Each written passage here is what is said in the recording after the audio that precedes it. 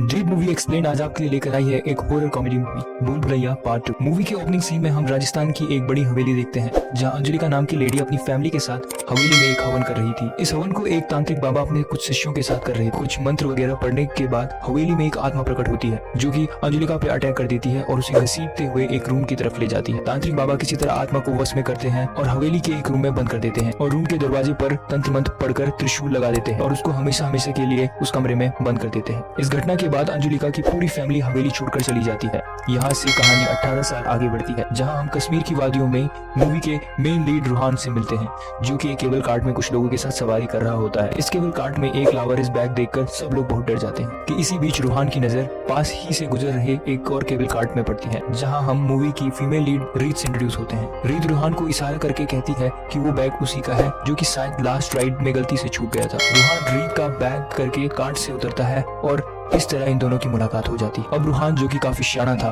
वो रीड को इम्प्रेस करने के लिए उसके हाथ में रखे टिकट को देखकर उसका नाम और उसकी डेस्टिनेशन बता देता है। कहता है कि ये उसके सिक्स्थ सेंस का कमाल है, लेकिन रीत उसकी चाल समझ जाती है और यहाँ से अपना बैग लेकर चली जाती है। रूहान बस के पास भी रीत के पीछे पीछे आ जाता है और वो रीत को एक फोन दे ही रहा होता है कि तभी रीत उसे एक क्रीप स्टॉकर समझ के वो फोन फेंक देती है, लेकिन दरअसल ये फोन रीत का ही था जो कि वो पीछे भूल आई थी। खैर इसके बाद रीत और रूहान चंडीगढ़ जाने वाली बस में साथ ही की सीट पर बैठ जाते हैं जहाँ रूहान रीत को अपना फोन देकर कहता है कि रीत की भाभी परेशान हो रही होगी, उसे उन्हें कॉल कर लेना चाहिए। अब रीत को यह सरप्राइज होता है कि वह उसकी भाभी के बारे में कैसे जानता है। रूहान इसे भी अपने सिक्स्थ सेंस का कमाल कहता है। रीत फौरन अपनी भाभी को कॉल करती है जो कि और कोई नहीं बल्कि अंजलिका थी। अंजलिका और रीत की बातों से हमें पता चलता है कि कुछ ही दिनों बाद रीत की सागर नाम के लड़के से शादी होने वाली, लेकिन रीत इससे खुश नहीं थी क्योंकि वह 4 साल से डॉक्टर की पढ़ाई कर रही थी और आपको पता ही है शादी के बाद वो कुछ नहीं कर पाती। अब कॉल कट होने के बाद रूहान फिर से रीत को इम्प्रेस करने के लिए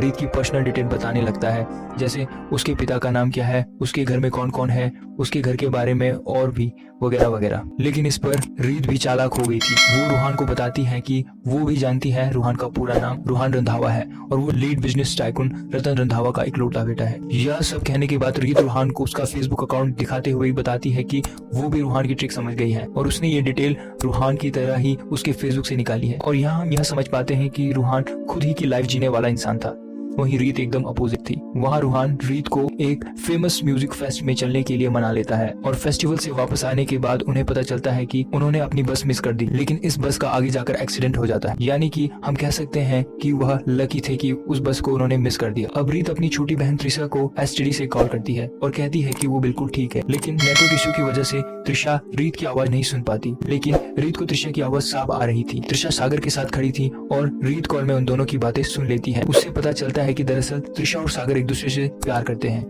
और अगर अब रीत घर गई तो सागर की शादी रीत से हो जाएगी, जिससे सागर की लाइफ तो बर्बाद होगी रीत की भी बर्बाद हो जाएगी और त्रिशा की लाइफ भी बर्बाद हो जाएगी। इसलिए रीत डिसाइड करती है कि वो अपने घर वालों से कुछ समय तक कोई कांटेक्ट नहीं करेगी और तब तक चिपकर रहेगी जब तक लोगों को लगे कि उसकी मौत हो गई है। ऐसे में रीत के घर वाले त्रिशा और सागर की शादी करा देंगे, जिसके बाद वो उनके सामने आ जाएगी। तो यह सब डिसाइड करने के बाद रीत रूहान को अपने साथ राजस्थान पुरानी हवेली लेकर आ जाती है जो कि वही हवेली थी जिसे हमने मूवी के ओपनिंग सीन में देखा था। हवेली का दरवाजा अपने आप खुल जाता है और अंदर जाते ही रूहान पर बड़ी काली बिल्ली कूद जाती है जिससे वह काफी डर जाता है। रीत बताती है कि यह हवेली उसकी फैमिली की पुरानी हवेली है जहां अब कोई नहीं रहता। वो रूहान से कहती है कि उसके डैड उसे यहाँ झूला झुलाया करते थे, चाचा उसके साथ फुगली खेला करते थे और भाभी उसके सिर पर तेल लगाया करती थी। अब यहाँ ये दोनों बात कर ही रहे थे कि वहाँ हवेली के बाहर छोटा पंडित हवेली की लाइट्स देखकर काफी घबरा जाता है। छोटा पंडित भागकर ठाकुर साहब यानी कि रीत के डैड के पास उनकी नई हवेली में जाता है। यहाँ रीत की मौत की शोक सभा चल रही थी। अब सभी लोग इस बात से डर जाते हैं कि पुरानी हवेली का दरवाजा अपने आप कैसे खुल गया, क्योंकि उन्होंने उस हवेली में मौजूदा की आत्मा को कैद कर रखा था। ऐसे में सभी लोग पुरानी हवेली की तरफ जाते हैं और इन लोगों को यहाँ देखकर रीत छुप जाती है, लेकिन रूहान कहीं नहीं जा पाता और वह घर के बीचों बीच ही बैठ जाता है। ठाकुर साहब रूहान से पूछते हैं कि वो कौन है और ऐसे में रूहान सबसे झूठ बोल देता है कि दरअसल रीत की स्पिरिट उसे यहाँ लेकर आई है। जी हाँ, वह कहता है कि वह मरे हुए लोगों की स्पिरिट से बात कर सकता है, जो कि दरअसल एक झूठ होता है। रीत की स्पिरिट ने उसे यहाँ भेजा है ताकि वो उसके घर वालों को रीत की आखिरी इच्छा बता सके। अपनी बातों का यकीन दिलाने के लिए वह उन लोगों को वही बात दोहराता है जो कि रीत ने उसे कुछ देर पहले कही थी, जैसे कि रीत के डैड उसे यहाँ झूला झुलाया करते थे, चाचा उसके साथ फुगली खेला करते थे और भाभी उसके सिर पर तेल लगाया करती थी वगैरह वगैरह। तो यह सब बातें सुनकर सभी लोग मान जाते हैं और रूहान उनसे कहता है कि रीत की आखिरी इच्छा थी कि वह सभी लोग इसी हवेली में आकर रहें।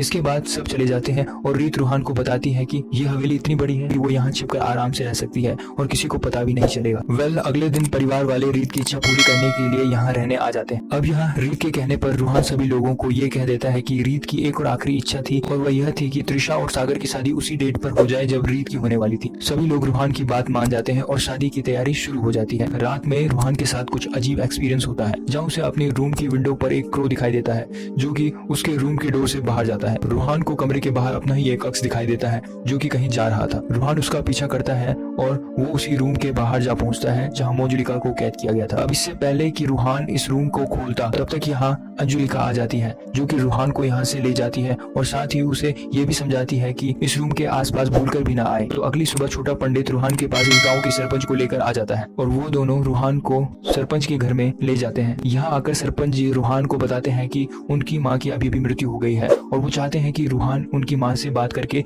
घर में छिपे जेवरातों का पता लगाए। ये कहकर सभी लोग रूहान को सरपंच की माँ के मृत शरीर के साथ रूम में अकेला छोड़कर बाहर चले जाते हैं। यहाँ बाहर छोटा पंडित को पता चलता है कि ये सब दरअसल बड़ा पंडित और पंडिताइन का प्लान था ताकि वो ये देख सके कि रूहान सच में आत्माओं से बात कर सकता है या फिर ढोंग कर रहा है। दरअसल पंडिताइन ने तो डेड बॉडी के पास ही एक लाफिंग मंकी को छुपा कर रख दिया था जिसकी आवाज से रूहान डरने लगता है, लेकिन जब उसकी नजर उस मंकी पर पड़ती है तो वह उस मंकी को उठाकर फेंक देता है। ये मंकी एक लाइट स्टैंड से जा टकराता है जिससे एक डोमिनो इफेक्ट स्टार्ट हो जाता है जिससे फाइनली घर के बीच से टंगा हुआ झूमर फ्लोर पर गिरता है और जमीन में गड़ा हुआ खजाना सामने आ जाता है। अब इस घटना के बाद सब लोग रूहान को रूह बाबा कहने लगते हैं और रूहान भी सबके साथ प्ले अलोंग करने लगता है जिस वजह से बड़ा पंडित का बिजनेस एकदम ही चौपट पड़ जाता है। खैर एक रात रूहान और छोटे ठाकुर टेरेस पर पी रहे थे और बातों बातों में ये दोनों मंजुलिका के रूम के बाहर आ जाते हैं और यहाँ रूहान मंजुलिका के रूम के दरवाजे से त्रिशूल हटा देता है, लेकिन इससे पहले कि वो दोनों इस दरवाजे को खोलते अंजुलिका यहाँ आ जाती है और रूहान को मंजुलिका के बारे में बताती है। अब यहाँ हम एक फ्लैशबैक देखते हैं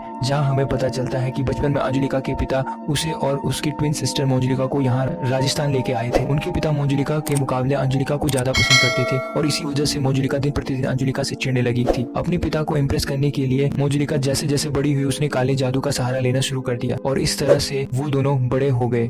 और एक दिन अंजुलिका के पिता ने अंजुलिका की शादी कुंवर जी के साथ कर दी जिन्हें मंजुलिका बहुत पहले से ही पसंद करती थी। बचपन से ही अंजुलिका से पीछे रहने वाली मंजुलिका को यह बात बर्दाश्त नहीं हुई क्योंकि आज अंजुलिका उसका प्यार भी उससे छीनने वाली थी, इसलिए वह अंजुलिका के ड्रेस के टुकड़े और बाल लेकर काला जादू करने लग जाती है। अंजुलिका की शादी की रात मंजुलिका अंजुलिका की डॉल बनाकर ब्लैक मैजिक कर रही थी कि तभी उसके पिता उसे देख लेते हैं और यह सब देखकर काफी गुस्सा होते हैं। ऐसे में मंजुलिका अपने ही पिता को जान से मार देती है और उसके बाद अंजुलिका के घर जाकर उस पर और कुंवर जी पर अटैक कर देती है और इसी बीच अंजुलिका एक डैगर से मंजुलिका को मार देती है और अपने आप को और कुंवर जी को बचा लेती है। लेकिन एक दिन मंजुलिका की आत्मा कुंवर जी को बालकनी से धक्का दे देती है और उस दिन के बाद से ही कुंवर जी पूरी तरह से अपाहिज हो जाते हैं। उसके बाद अंजुलिका ने उस तांत्रिक की मदद से मंजुलिका की आत्मा को घर में कैद कर दिया था ताकि वो किसी और को नुकसान न पहुंचा सके। तो इस कहानी को सुनकर अब रूहान सब कुछ समझ जाता है और इस कहानी के ठीक कुछ दिन बाद रूहान रीत को लेकर बाहर निकलता है क्योंकि रीत काफी समय से हवेली में छिपकर बैठी हुई थी और वह बाजार जाना चाहती थी। अब इन दोनों को एक साथ छोटा पंडित देख लेता है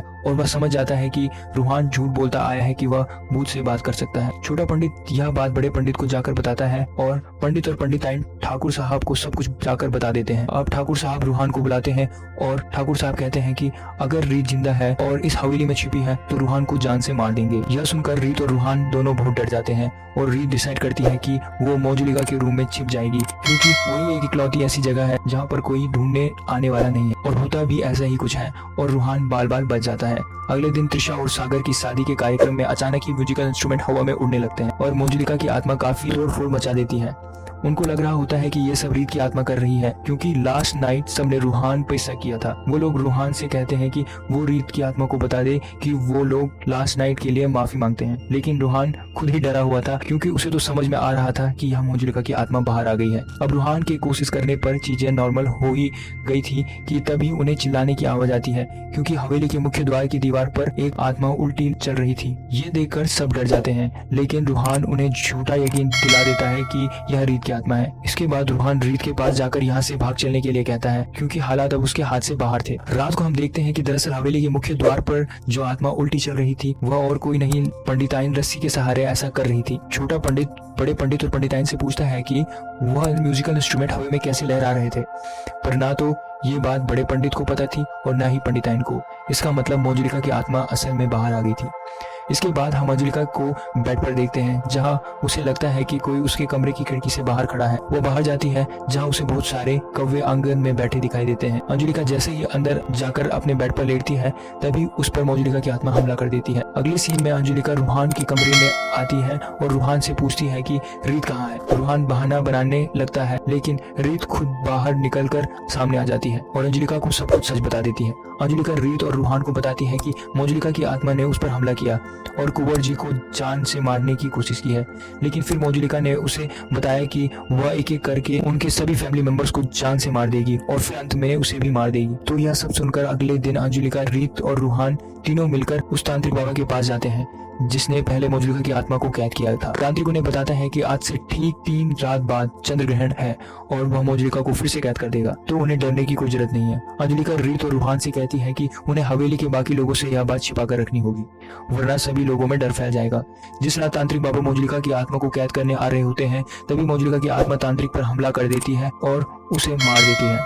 अब यहाँ पंडित और छोटा पंडित रस्सी से पंडिताइन को आत्मा बनाकर दीवार पर चला रहे थे कि तभी रूहान उन्हें यह करते हुए देख लेता है और उनकी चाल समझ जाता है। रूहान छोटे पंडित और बड़े पंडित को मार कर भगा देता है, लेकिन तभी मंजुलिका की आत्मा भी यहाँ पहुंच जाती है। रूहान मंजुलिका से बचकर भागने की कोशिश करता है लेकिन वह उसे पकड़ लेती है और इसके बाद हमें दिखाया जाता है कि हवेली में रूहान सबके सामने मंजुलिका जैसे डांस करने लगता है। ऐसे लगता है जैसे मंजुलिका की आत्मा रूहान में प्रवेश कर गई है और वह मंजुलिका को मारने की कोशिश करती है, लेकिन रीत रूहान को आवाज लगाती है और उसे रुकने को कहती है। अपनी जान बचाने के लिए मंजुलिका रीत के गले पर चाकू रखकर रुक जाओ मंजुलिका कहती है। अब यहीं पर सबसे बड़े ट्विस्ट का खुलासा होता है और सभी लोग हैरान हो जाते हैं कि आखिर अंजुलिका ऐसा क्यों कर रही है और उसने मंजुलिका को अंजुलिका कहकर क्यों पुकारा। और यहाँ रूहान सबको बताता है कि उस रात जब मंजुलिका की आत्मा से उसका सामना हुआ था तो मंजुलिका ने उसे जान से नहीं मारा बल्कि उसे रीत को यहाँ से लेकर भाग जाने को कहा था और तब रूहान समझ गया था कि वह आत्मा मंजुलिका की नहीं बल्कि अंजुलिका की है। और यहाँ से मूवी उसी रात के सीन पर जाती है जब 18 साल पहले मंजुलिका ने अपने पिता को जान से मार दिया था। उसी रात मंजुलिका ने तांत्रिक बाबा के साथ मिलकर अंजुलिका को ही काले जादू की मदद से अपने वश में करके उसे अपनी जगह बदल दिया था और अपने वश में करके अंजुलिका से खुद पर अटैक करवा दिया था और अपनी जान बचाने के लिए अंजुलिका को पीछे से छुरा घोंप कर मार दिया था। कुछ दिन बाद कुंवर जी को मंजुलिका की काले जादू वाली डोर मिल जाती है जिससे कुंवर जी को पता चल जाता है कि दरअसल मंजुलिका नहीं अंजुलिका मारी गई थी और मंजुलिका अंजुलिका बनकर रह रही थी, जिस वजह से उसने कुंवर जी को भी धक्का देकर मारने की कोशिश की थी मगर कुंवर जी बच गए और पैरालाइज हो गए थे। मतलब 18 साल से मंजुलिका अंजुलिका की जिंदगी जी रही थी और बेचारी अंजुलिका की आत्मा को मंजुलिका की आत्मा समझकर 18 सालों से कैद कर रखा गया था और अब अंजुलिका की आत्मा मंजुलिका को घसीटकर उसी कमरे में बंद कर देती है जहां वो 18 सालों से कैद थी। अंजुलिका जाने से पहले सबको बताती है कि रीत के इस झूठ की वजह से ही उसके सच का पता चला है और उसे इंसाफ मिल पाया, इसलिए उसे माफ कर देना। मूवी के अंत में अंजुलिका की आत्मा मंजुलिका को उसी कमरे में ले जाकर जान से मार देती है, या फिर हो सकता है कि यहाँ कुछ और ही हुआ हो और अगर कुछ और ही हुआ होगा तो मूवी का नेक्स्ट पार्ट आएगा वरना मंजुलिका की कहानी यहीं पर खत्म हो जाएगी।